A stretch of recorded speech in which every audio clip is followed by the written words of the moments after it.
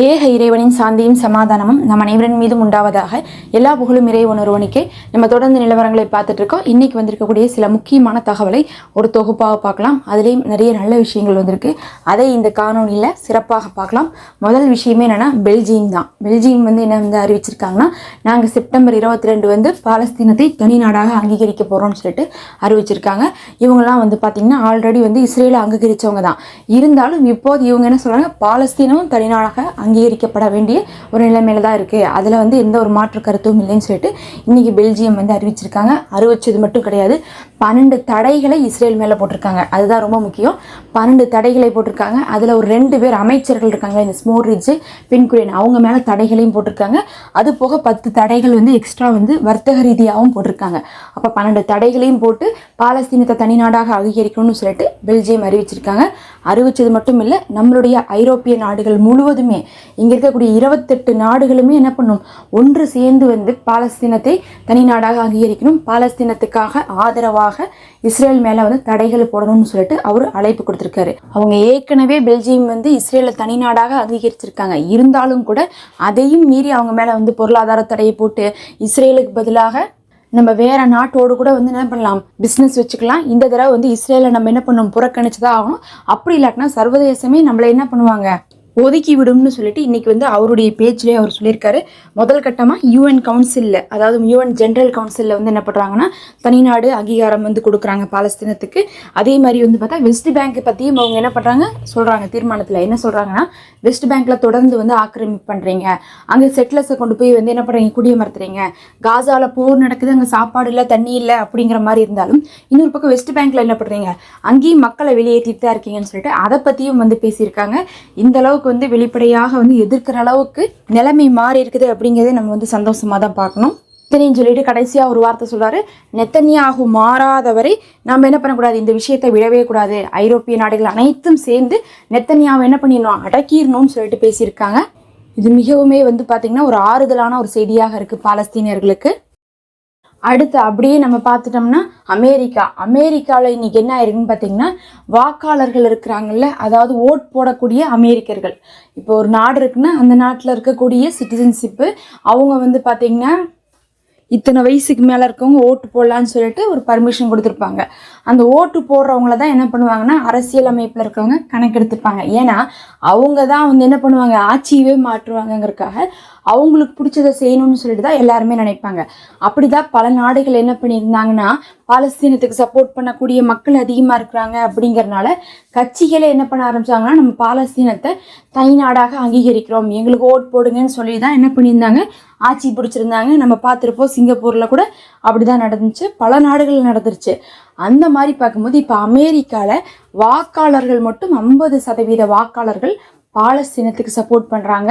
பாலஸ்தீனம் தனி நாடாக அமையணும்னு சொல்லிட்டு இப்போது குரல் கொடுக்க ஆரம்பிச்சிருக்காங்க. இது ஒன்றும் சாதாரண விஷயம் கிடையாது. அமெரிக்காங்கிறது ஒரு வீட்டோ அதிகாரம் கொண்ட நாடு. அந்த நாடுனால தான் என்ன ஆகிட்டு இருக்குன்னா, அவங்க வீட்டோ அதிகாரத்தை பயன்படுத்துறதுனால தனிநாடு கோரிக்கை அப்படிங்கிறது சக்ஸஸ்ஃபுல்லே ஆக மாட்டேங்குது. மொத்தமாக 5 நாடுக்கு வீட்டோ அதிகாரம் இருக்குது. அதில் 2 நாடு யாருன்னு பார்த்தா ரஷ்யா, சைனா. அவங்க ஆரம்பத்துலேருந்து பாலஸ்தீனத்துக்கு சப்போர்ட் பண்ணுறாங்க, நமக்கு தெரிஞ்சது தான். அது இல்லாமல் 2 நாடு யாருன்னு பார்த்தா பிரிட்டானியாவும் பிரான்ஸும். இப்போ அவங்களும் என்ன பண்ண ஆரம்பிச்சிருக்காங்க, பாலஸ்தீனத்துக்கு சப்போர்ட் பண்ணுறாங்க. இதுக்கு முன்னாடி கூட பார்த்தீங்கன்னா தீர்மானத்தில் அவங்க என்ன பண்ணலைன்னா, ஒன்றா கலந்து கொள்ள மாட்டாங்க, இல்லாட்டினா என்ன பண்ணுவாங்கன்னா பாலஸ்தீனத்துக்கு ஆதரவு தெரிவிப்பாங்க. ஆனால் பார்த்தீங்கன்னா இஸ்ரேலுக்கு ஆதரவு தெரிவிக்கிறத அவங்க தீர்மானத்தில் எப்பயோ விட்டுட்டாங்க. 5ஆவதாக இருக்கக்கூடிய நாடு தான் அந்த அமெரிக்கா. அவங்க மட்டும்தான் வீட்டோ அதிகாரத்தை கடந்த 2 தடவையாக பண்ணியிருக்காங்களோ தவிர மற்ற எந்த நாடுமே உபயோகப்படுத்தலை. அப்படிப்பட்ட அமெரிக்காவில் இருக்கக்கூடிய மக்களே 50% பாலஸ்தீனத்தை தனி நாடாக ஏற்றுக்கோங்கன்னு சொல்லிட்டு அழுத்தம் கொடுக்க ஆரம்பிச்சிட்டாங்கன்னா, அமெரிக்காவுக்கு வேற வழி இல்லை. அங்கே இருக்கக்கூடியவங்க ஆட்சியை நகர்த்தணும்னா கூட மக்களுடைய அன்பை பெற வேண்டியதாக இருக்கும். அப்போ மக்களுக்காக, பாலஸ்தீனத்துக்காக கிடையாது, மக்களுக்காக என்ன பண்ண வேண்டியதாக இருக்கும், பாலஸ்தீனத்தை தனி நாடாக ஏற்றுக்கொள்ள வேண்டிய நிலைமை வரும். இந்த ட்ரம்ப்பை பற்றி நமக்கு தெரியும். அப்பப்போ காசாவை நான் என்ன பண்ண போகிறேன், டூரிஸ்ட் பிளேஸாக ஆக்குறேன் பாரு. அதுக்கப்புறம் என்ன சொல்லுவார், இஸ்ரேலுக்கு நாங்கள் கொடுக்குறோன்னு சொல்லுவாங்க. இந்த மாதிரி மாற்றி மாற்றி பேசுவார். அதே மாதிரி மக்கள் எல்லாம் அதை சார்ந்தால் என்ன பண்ணுவாங்கன்னா, நாங்கள் பாலஸ்தீனத்தை தனி நாடாக அங்கீகரிக்கிறோம்னு சொன்னாலும் கூட ஆச்சரியப்படுறதுக்குல அதுவும் நடக்கும்னு சொல்கிறாங்க ஆய்வாளர்கள். ஏன்னா இப்போது 50% மக்கள் ஒன்று திரண்டு இருக்காங்கன்னா, இது இன்னும் ஒரு 25% அதிகமானால் போதும், ஒரு 75% மக்கள் வந்து ஒன்று திரண்டாங்கன்னா கண்டிப்பாக பாலஸ்தீன தனிநாடு அப்படிங்கக்கூடிய கோரிக்கை அமெரிக்காவை ஏற்றுக்கொள்ளும். அப்படி ஏற்றுக்கொள்ளும் போது 5 வீட்டோ நாடுகளுமே மறுக்காத பட்சத்தில் அது வந்து கண்டிப்பாக தனிநாடாக அங்கீகரிக்கப்படும். அப்படி அங்கீகரிக்கப்படக்கூடிய நேரத்தில் என்ன பண்ணுவாங்க, அமெரிக்கா ஆயுதம் கொடுக்கறத வந்து என்ன பண்ணுவாங்க, தவிர்ப்பாங்க. வேற வழியே இல்லாமல் இஸ்ரேல் வந்து போரை நிறுத்துவாங்கன்னு சொல்லிட்டு ஆய்வாளர்கள் இன்னைக்கு சொல்லியிருக்காங்க. அதில் வந்து பார்த்திங்கன்னா ட்ரம்ப்பே தன்னுடைய வாயால் ஒரு சில விஷயத்தை இன்னைக்கு வளர இருக்காரு. என்ன சொல்கிறாருன்னா, யூதர்கள் அவங்களுடைய ஸ்ட்ரென்த்தை இப்போது இழந்துட்டீங்க அமெரிக்காவில், இனிமேல் யூதர்களுடைய ஆக்கிரமிப்பு அதிகாரம் இருக்காதுன்னு சொல்லிட்டு இன்னைக்கு ட்ரம்ப் சொல்லியிருக்காரு. இதுக்கு என்ன அர்த்தம்னு சொல்லிட்டு கேட்டிங்கன்னா, நமக்கு தெரிஞ்சது அமெரிக்காவை ஆட்சி செய்கிறதே யூதர்கள் தான். அங்கே இருக்கக்கூடிய காங்கிரஸில் பார்த்திங்கன்னா லாபிஸ் இருக்கிறாங்க, அதாவது யூதர்களை சேர்ந்தவங்க இருக்கிறாங்க. அவங்க சொல்கிற முடிவு தான் அவங்களுடைய சட்டசபையை எடுத்துகிட்டு இருப்பாங்க. இன்றைக்கி என்ன சொல்லியிருக்காங்க, நீங்களாம் இருக்கிறீங்க தான் இன்னும், ஆனால் உங்களுடைய பவரானது குறைஞ்சிருச்சு. பாலஸ்தீன விஷயத்தில் நீங்கள் சொல்கிறது இனிமேல் நடக்காது. சர்வதேசமே உங்களுக்கு எதிராயிருச்சு. இஸ்ரேல் இந்த தடவை பெரிய தப்பாயிருச்சு. இஸ்ரேல் ஜெயிச்சாலும் கூட அதனால எந்த ஒரு நல்ல பேரும் இனி உலகத்தில் இருக்காதுன்னு சொல்லிட்டு ட்ரம்ப் பகிரங்கமாக சொல்லியிருக்காங்க. இந்த மாற்றத்தை தான் நம்ம சொல்கிறோம் எதிர்பார்த்துட்டு இருக்கோன்ட்டு. ஏன்னா ட்ரம்ப்பை பொறுத்தளவுக்கு அங்கே இருக்கக்கூடிய யூதர்களுடைய பேச்சை கேட்டுட்டு இருக்காரு.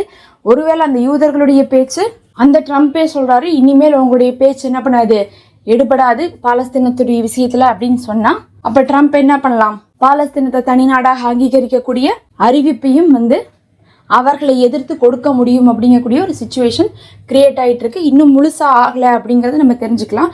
ஆனால் 50% ஆயிருக்கு. பொறுத்திருந்து பார்க்கலாம். 2 வருஷத்தில் இப்படி ஆயிருக்கும் போது இன்னும் சீக்கிரமாக வேகமாக இன்னும் ஒரு 2 மாதத்தில் கூட அந்த ஒரு நிலைமை எட்டப்படலாம். அல்ஹம்துலில்லாஹ், இந்த மாற்றத்தை தான் நம்ம எதிர்பார்த்து கொண்டு இருக்கிறோம். பாருங்கள், ஐரோப்பிய நாடுகளுடைய 28 நாடுகளும் ஒன்று திரண்டு இஸ்ரேலை எதிர்க்க ஆரம்பிச்சிருக்காங்க. 10க்கு அமெரிக்காவில் இருக்கக்கூடிய மக்கள் எதிர்க்க ஆரம்பிச்சிருக்காங்க. இன்னும் பல நாடுகள் வந்து முன் வந்து கொண்டு இருக்கிறாங்க. இத்தனை மாற்றங்களும் வந்து நமக்கு அவசியமாக இருந்துகிட்ருக்கு. பாலஸ்தீனம் சுதந்திரம் அடையிருக்கு. இன்னும் அங்கே மக்கள் கஷ்டப்படுறாங்க. நேற்று தாக்குதல் நடந்ததில் 350 பேர் வந்து படுகாயமடைந்து 150 பேர் இறந்துருக்காங்க. எல்லா துயர செய்தியும் உள்ளக்குள்ளே இருக்க தான் செய்யுது. ஆனால் அதையும் மீறி பாலஸ்தீனம் சுதந்திரத்தை நோக்கி தான் நகருது.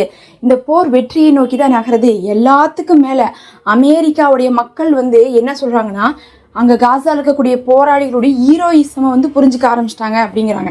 அவங்கள வந்து தீவிரவாதிக வில்லன் அப்படின்னு பேசிட்டு இந்த இடத்துல அவங்களுடைய ஹீரோயிசத்தை புரிஞ்சுக்க ஆரம்பிச்சிட்டாங்கன்னு சொல்லிட்டு இன்னைக்கு என்ன பண்ணியிருக்காங்க, அவங்களுடைய அமெரிக்க ஊடகமே வந்து அறிவிச்சிருக்காங்க. அப்படி ஒரு தலைப்பெல்லாம் வந்து சாதாரணமாலாம் போட முடியாது. அமெரிக்காக்குள்ளே இருந்துட்டு நம்ம சும்மா வாயில் சொல்கிற மாதிரிலாம் அவங்க சொல்லிட முடியாது. ஹீரோயிசத்தை புரிஞ்சுக்கிட்டாங்கன்னா என்ன அர்த்தம், அவங்க நல்லவங்க, அவங்க நல்ல விஷயத்துக்காக சண்டை போடுறாங்க அப்படிங்கிறதை மக்கள் புரிஞ்சுக்கிட்டாங்க. இந்த மாற்றம் கண்டிப்பாக சுதந்திரம் அடைய வைக்கிறதுக்கு சீக்கிரமாக வந்து நெருக்கத்தில் கொண்டு போகும். இறைவனே போதுமானவன். நம்ம அடுத்த ஒரு காணொளியில் சந்திப்போம்.